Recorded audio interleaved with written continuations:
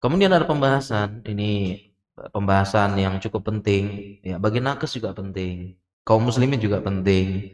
Situ saya bahas di situ, meskipun sakit, tapi pahala tetap mengalir. Pembahasan ini ada hadisnya. Jadi bisa jadi beberapa kita ketika sakit sedih ya, nggak bisa belajar, nggak bisa cari nafkah, dan salah satunya mungkin nggak bisa ibadah, nggak bisa sholat duha dan sebagainya. Nah, ini ada kabar gembira dari hadis Nabi sallallahu alaihi wasallam, "Idza maridul abdu aw safara kutiba lahu mithlu ma kana ya'malu muqiman shahih." Ini hadis Nabi sallallahu alaihi wasallam. "Idza maridul abdu," apabila seorang hamba sakit atau safar sedang safar, maka kutiba lahu mithlu ma, ditulis, ya ditulis pahala sebagaimana yang biasa dilakukan dalam keadaan mukim dan dalam keadaan sehat. Ya, maksudnya apa? Maksudnya kalau seorang hamba itu biasa sholat duha, dia biasa sholat duha. Sebelum berangkat kerja, wudhu, sholat di rumah, baru berangkat. Tiap hari. Kemudian sakit, dia nggak bisa sholat duha sama sekali, maka tetap ditulis pahala sholat duha. Tetap ditulis. Tetap ngalir. Tetap ngalir. Biasa sholat malam, kemudian tiba-tiba nggak bisa, tetap ditulis. Dapat pahala terus.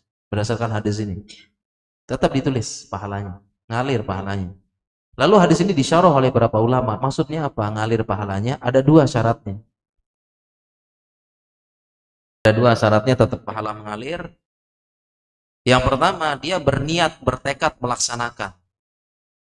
Seandainya tidak sakit. Dia berniat melaksanakan, bertekad seandainya tidak. Jadi kalau dia tidak sakit, ya dia lakukan. Dia berniat. Ya, memang itu kebiasaan dia. Ini penjelasan Ibnu Hajar, wa huwa fi haqqi man kana ya'malu ta'atan famuni'a minha wa kanat niyatuhu laulal mani'u ayyaduma 'alaiha.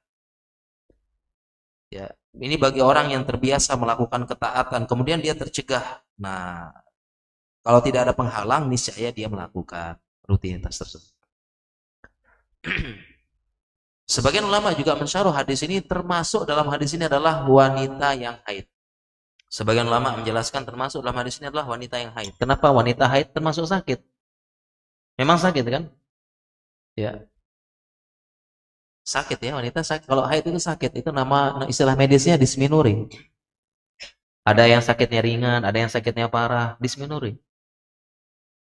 Maka sebagian ulama mengatakan masuk hadis ini. Wanita haid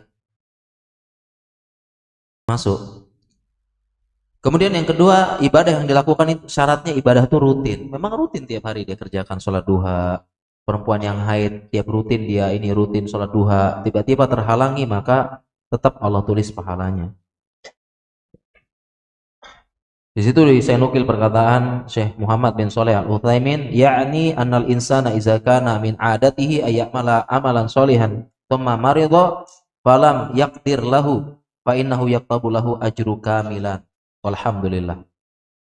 Kata beliau, itu manusia yang memang adatnya, kebiasaannya itu melakukan amal soleh, kemudian sakit. Ya, dan dia tidak mampu, maka ditulis pahala baginya kamilan, sempurna. Ditulis sempurna. Ya. Ini penjelasan. Jadi ini hadis ini perlu kita sampaikan kepada nakes, kepada teman-teman eh, yang bekerja di dunia kesehatan, bahkan masyarakat secara umum ini perlu paham hadis ini.